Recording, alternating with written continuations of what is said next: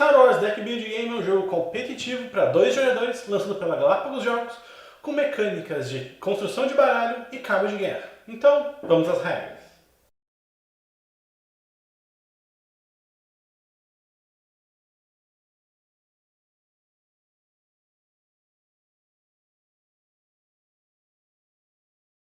Cada jogador recebe o seu baralho inicial de Império ou de Rebelião, assim como o seu baralho de 10 bases. Para uma primeira partida é recomendado cada jogador começar com essas 5 bases, mas eu sempre recomendo pular isso e começar todo mundo sempre com todas as 10 bases iniciais. Coloque a trilha de força no centro da mesa, com o cubinho começando do lado dos rebeldes. Embaralhe o deck principal e abra 6 cartas no centro da mesa.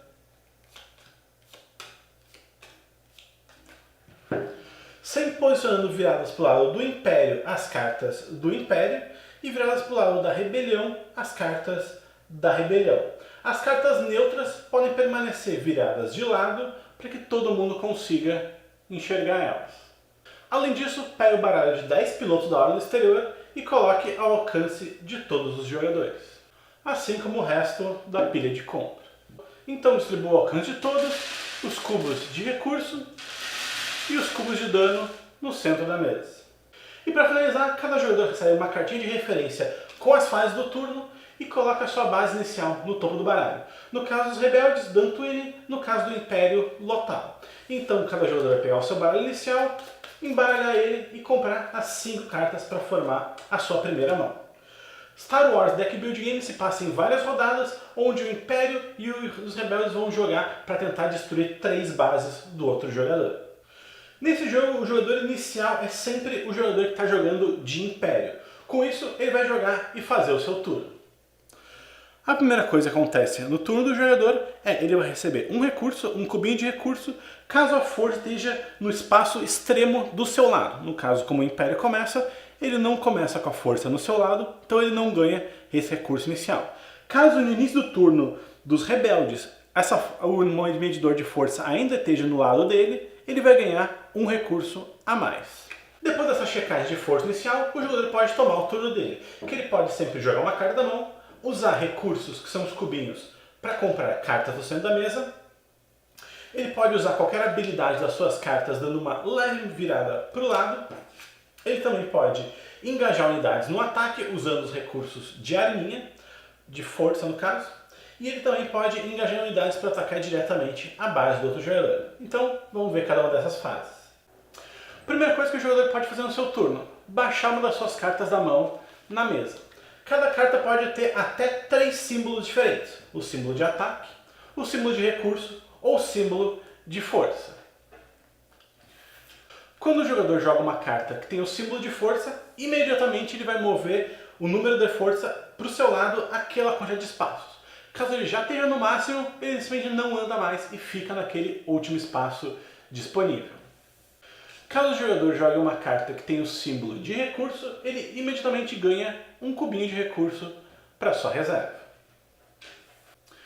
E caso a carta tenha o símbolo de ataque, ele forma o teu pool de ataque e tu coloca ela meio que de lado. Segunda coisa que tu pode fazer no teu turno: ativar uma carta em jogo.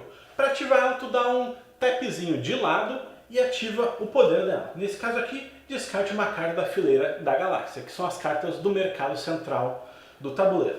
Algumas habilidades podem ser circunstanciais, como por exemplo, se eu tiver uma nave capital em jogo, eu compro uma carta, ou seja, eu teria que ter uma nave capital, que são essas naves grandes aqui. Ou então algo passivo, por exemplo, quando o Boba Fett derrotar um alvo na fileira da galáxia, compra uma carta, ou seja, quando isso acontecer, ele vai ativar já passivamente. Ou então alguma habilidade que determina sobre a força. Se a força estiver com você, compre uma carta. Essa habilidade vai ser determinante pelo esse cabo de guerra da força. A força está com o jogador caso ele esteja num dos 3 espaços do seu lado. E ele está com o adversário caso esteja com um dos 3 espaços de lá. Caso o marcador de força esteja exatamente no meio, a força não está com ninguém. A próxima coisa que o jogador pode fazer é comprar cartas no meio da mesa. Vai lembrar que o jogador só pode comprar as cartas que estejam viradas para ele ou as cartas que estejam de lado, que são as cartas neutras. Para fazer isso, ele simplesmente vai gastar recursos igual ao símbolo de moedinha que tem no canto ali. Então nesse caso aqui eu poderia pagar 3 recursos para comprar essa carta. Sempre que uma carta é comprada no meio da mesa, imediatamente uma nova é comprada do baralho e colocada conforme a orientação da facção dela. Qualquer recurso que o jogador não possa usar, ele imediatamente perde no final do turno. Os jogadores também têm à disposição o piloto da ordem exterior com uma carta neutra que todos os jogadores podem comprar quantos quiser no seu turno. Mas vale lembrar que essa habilidade de exilar ela para receber 1 de força, essa carta volta para a caixa do jogo, ou seja, os jogadores têm um número limitado de cartas de piloto da ordem exterior para comprar durante a partida. Terceira coisa que o jogador pode fazer no seu turno: atacar as cartas inimigas da fileira da galáxia.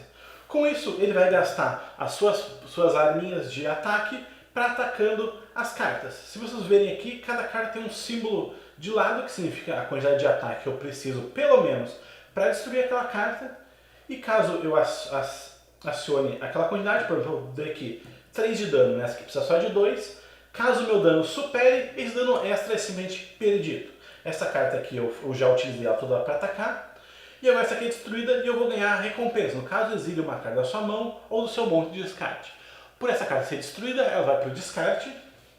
E a gente compra novamente uma carta extra para repor, colocando na orientação daquela facção.